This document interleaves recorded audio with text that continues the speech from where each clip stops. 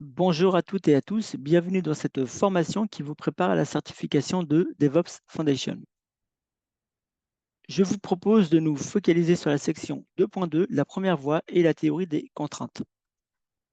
Si nous nous focalisons sur la première voie qui est le flux, je vous dirais que c'est l'élément de départ pour faire travailler ensemble deux mondes qui n'ont pas la même mission. En effet, imaginons que vous êtes dans le monde du dev et que vous avez besoin d'un retour rapide du monde Ops. Vous vous attendez à une réponse certainement rapide. Prenons donc un exemple concret. Vous êtes chef de projet dans le monde dev et que vous faites une demande urgente pour une tâche. Il faut alors faire une demande à une personne qui, à son tour, va remonter cette demande à un membre du monde Ops. Ce membre va ensuite demander l'aval à son responsable avant de finalement faire un retour au chef de projet. On peut constater que ce n'est pas efficace et que le flux d'informations est semé de nombreuses étapes. Et justement, DevOps nous dit qu'il est fondamental d'améliorer le flux de travail et nous verrons en quoi la pratique Lean et la théorie des contraintes appartenant au monde du Lean répond à ce besoin. Et donc, en ce qui concerne la première voie, cela insiste sur l'importance de la performance du système entier, à savoir tout le flux et toutes les étapes qui passent dedans, et pas seulement un service spécifique. On a une vision macro, on a une vision globale. Également, il nous incombe de comprendre le flux de travail. Comment améliorer le flux en identifiant puis en supprimant les contraintes, les obstacles. Ne jamais transmettre un défaut connu vers l'aval, c'est une règle fondamentale pour ceux qui connaissent le Kanban. Ne jamais laisser une optimisation locale entraîner la dégradation globale. On a toujours cette vision globale. Il ne faut pas, par exemple, et vous le comprendrez après, qu'une étape qui passe par ce flux par rapport aux autres pose problématique. Atteindre une véritable compréhension de l'ensemble du système et donc finalement, ce qui est à retenir, la première voie vise à fluidifier le travail afin qu'il s'écoule rapidement de gauche à droite. Et justement, la théorie des contraintes est une des solutions pour optimiser au mieux le flux. Et si nous prenons comme exemple Eliyahu Goldratt, qui est un chef d'entreprise, ou enfin qui a été un chef d'entreprise, qui explique dans son best-seller comment il a réussi à sauver une entreprise grâce à la démarche Lean et à sa méthodologie appelée la théorie des contraintes. Et je vous recommande fortement de lire son livre Le Goal ou Le But, qui est excellent. Alors, ce qui est intéressant, et c'est lui-même qui le mentionne dans son ouvrage, c'est qu'il faisait du scoutisme et il avait l'habitude de faire des randonnées. Il a remarqué que mettre les meilleurs marcheurs en tête d'une file indienne de 30 personnes, par exemple, créait des disparités et qu'aucun marcheur ne pouvait maintenir un rythme soutenu et continu. En effet, les meilleurs marcheurs en tête entraînaient des écarts et les suiveurs moins efficaces ne pouvaient pas suivre le rythme. Il a alors eu l'idée de mettre en tête celui qui marchait le plus lentement, quitte à ce que les meilleurs marcheurs soient moins efficaces. Cela a permis de maintenir un flux continu avec une distance équitable entre les marcheurs sans goulot d'étranglement, car c'était le plus lent qui gérait la vitesse du flux de la marche.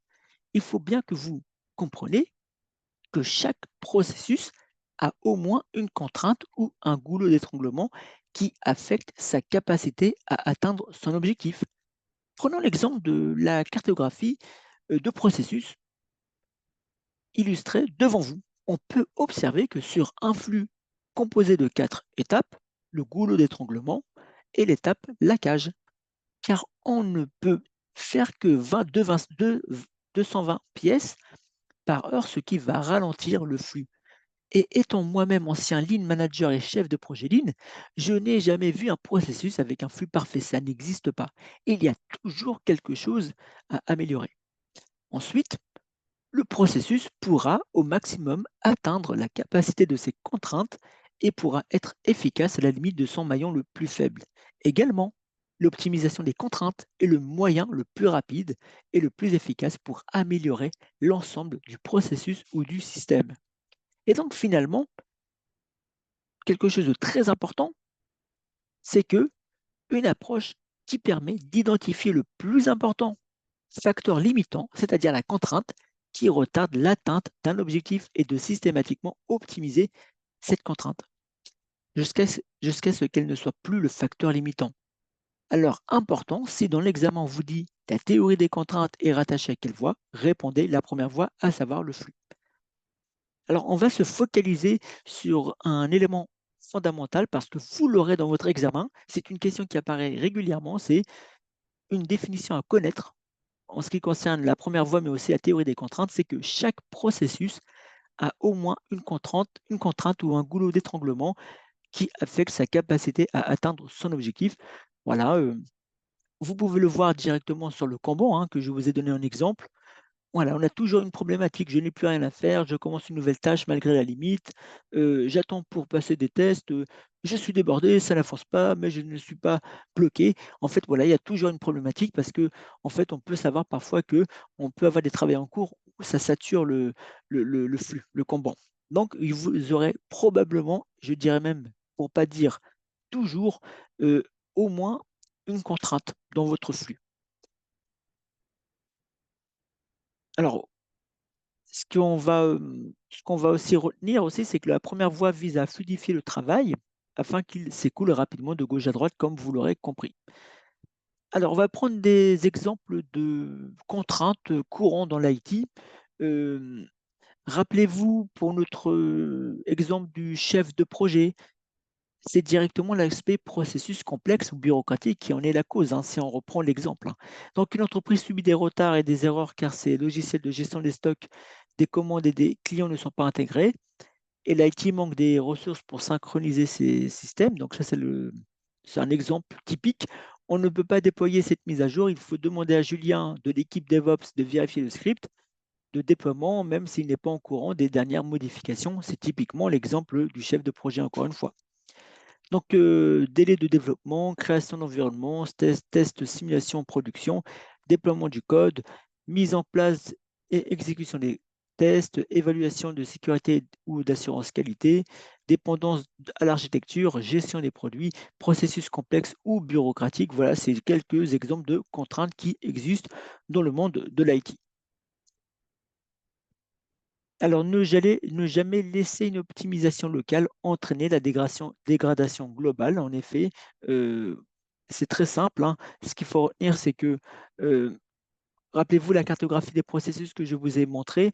Si vous avez 4 étapes et il y en a un seul qui pose problème parmi les 4, eh bien, il faut se focaliser sur celui-ci pour pas que cela impacte et corrompre toute la cartographie, le flux. Alors, comment on va dire gérer ces contraintes? Parce que connaître les contraintes et les goulots, c'est bien, mais finalement, que faire pour les supprimer ou les réduire?